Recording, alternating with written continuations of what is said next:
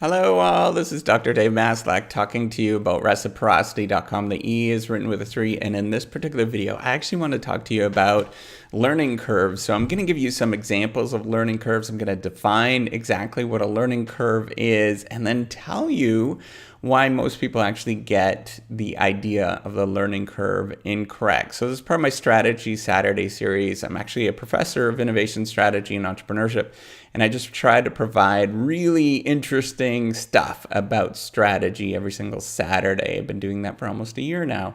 So this is really exciting to be able to talk to you about learning curves because this is a fundamental thing that I actually study and I know a fair bit about. I've investigated this particular topic for years now, and I think it's really fascinating. So what exactly is a learning curve? So the idea behind the learning curve is that performance increases at a decreasing rate. So the more that you do a particular thing, the more that you actually do one particular thing, you get more experience, so one extra unit of experience.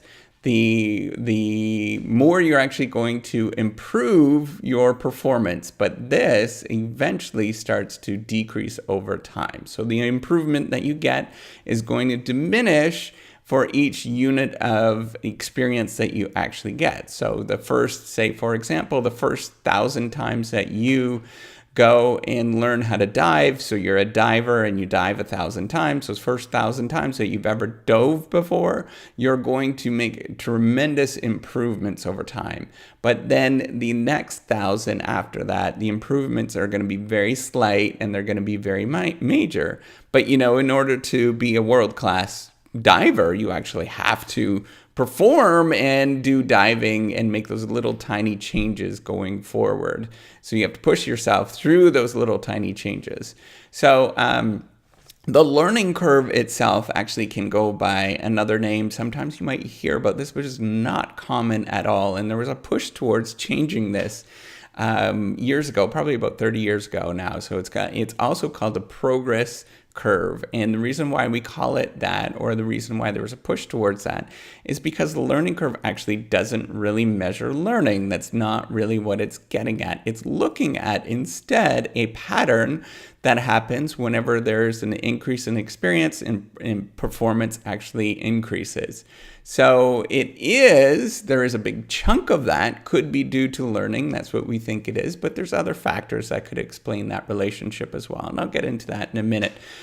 So what are some, what is actually happening when the learning curve, when you're going either down, so you are, increasing in terms of the error rates that you have, or you have less errors, so you're going down the learning curve, so you're getting less and less errors as you're going down that learning curve, or your performance is increasing, so you're going up the learning curve, depending on which way you look at it, and you can look at it different ways. So what is actually happening in that circumstance? Why do we think that there's learning that's going on? Well, in general, we think that people are getting better with their routines. They're actually getting sort of stronger routines that are a lot more effective as they practice something. The more that you repeat something, the better you get at that particular task. Now, the other thing that ends up happening as well is you start acquiring knowledge. You get specialization in a particular topic and you start acquiring knowledge. And you can forecast, you can start thinking about, if I do this particular thing, then there's going to be a mistake that's made. So I'm not going to do this particular thing. I'm going to avoid that. So you're going to learn, you're going to acquire knowledge and remove all those things that can possibly lead to errors or problems in the future. And as well, go to things that possibly can be a more efficient and easier way to actually get something done. So what are some of these examples of the learning curve? We have studied learning curves all over. Academics have been studying learning curves since the 1940s. Or so, and perhaps even later if you start looking at the stuff that goes on in psychology. But this is just talking about basically that we've sort of explored within management, within economics, within looking at organizations. So a couple of the earlier studies looked at airframes, so like airplanes, right? So they looked at, does the cost decrease with more experience of producing these airframes? And yes, it does. Does another one that was which has been really famous and very influential, is looking at Liberty ships. So if you don't know what Liberty ships are, during the Second World War, the American shipyards were building these, they're big sort of warships, right? I think they were cruisers, destroyers.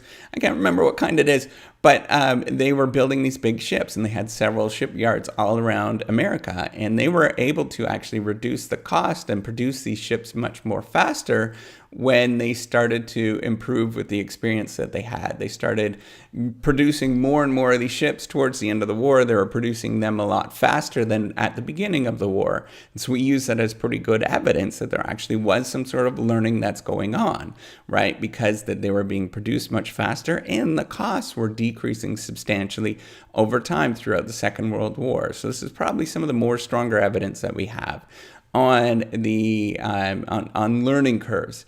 Now there is also so one thing that we often get wrong, and this is where I'm going to point out. So most of us actually think that the learning curve, when we say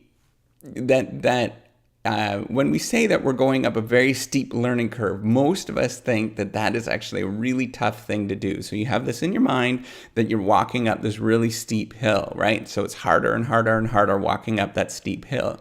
But in fact, it's the complete opposite. A steep learning curve means that learning is really, really easy, because what is happening on the axis of the curve, you have the unit of experience. And then on the y-axis, you actually have the performance that happens.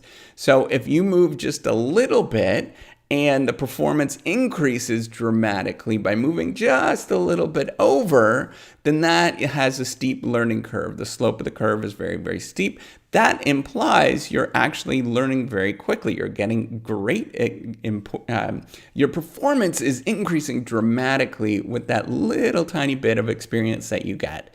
Where it is difficult with learning is when you have a shallow learning curve. So you are going along very like this. So basically, every single unit of experience that you get doesn't really move the needle very much. Your performance is not increasing, it's not decreasing, it's just kind of steady. And that might actually happen when you're a world class relative to the entire population. If you're a world class diver, for example, if you're a world-class swimmer, if you're anything, and you're just incrementally moving along. So the more that you actually swim, you're just incrementally moving your performance just a little bit along the curve. It doesn't necessarily mean that there's any performance change at all, right? So that is where we get the idea of the steep learning curve. It is actually incorrect, or the way that most of us think about the steep learning curve is actually incorrect. Where have we actually studied the learning curve? There is many different sort of areas that we've studied. So I also talked about the Liberty ships, where we first studied them, as well as the airframes. But we've began to study them all over the place, at least in the literature that I've read, right? So we looked at sort of physician care. Do surgeons get better with more experience when they actually do more surgeries? Turns out that they do. Do hospitals get better as well when physicians perform more surgeries? Yes, they do. Do railway accidents actually decrease over time? Yes, they do. They decrease with experience.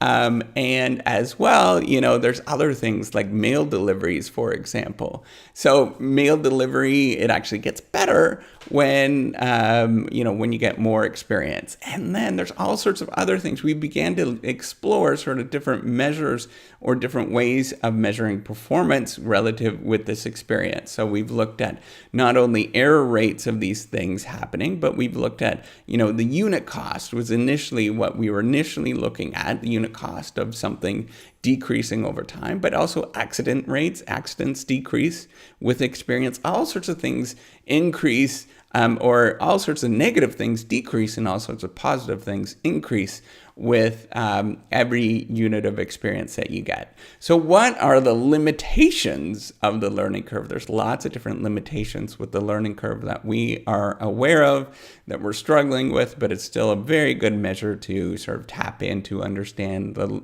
learning in general. So first of all, it's not predictive in any sort of way, right? It's just demonstrating some sort of pattern.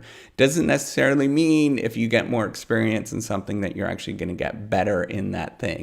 It just says that in general, that does happen, but for you, it might not actually happen, right? You might actually practice the piano so many times and you just don't get better at that particular thing. You might get sort of weekly better, but you're not going to get better, or it doesn't necessarily mean that you're guaranteed to get better the more that you practice. It varies a tremendous amount with sort of the technology that you're using, as well as sort of how much you're spending as well. So that's been a major critique, is that the learning curve could be fairly predicted by just spending more money, and it's more related to maybe capital expenditure, how much you're actually spending on this particular task compared to actually performing the particular task that you're doing. And so this is another thing, is that the relationship doesn't necessarily, it's hard to sort of rule out other things that are happening. So sometimes one of the major criticisms, I think is a fair point, is that, so for example, maybe it's the fact that it's not that we're necessarily learning when we are getting this experience. It's just that we're doing things quickly, and we're not controlling for quality, right? So the more that you do something, maybe the quality is actually falling when you're doing that particular task. And so that was actually a criticism of the Liberty ships sort of studies, is that the quality was falling as we were rushing to get these ships out, or as the manufacturers or shipbuilders were rushing to get these things out. And I think that's actually a fair point. Might not explain absolutely everything, but it is a fair point. And then lastly, and I think this is more of what we're getting at, is that the sort of behavior or the curve that we see doesn't necessarily explain that there is learning going on. We have to look at other things behind the scenes to see if there's learning actually going on. So for example, we have to sort of dig down and deep and try to understand whether there is something that is driving that learning mechanism. And so it could be explained by many different things, and it's not necessarily that there is a learning curve or it's associated with learning. It's just that there is this relationship that the more you do something, the performance generally improves over time.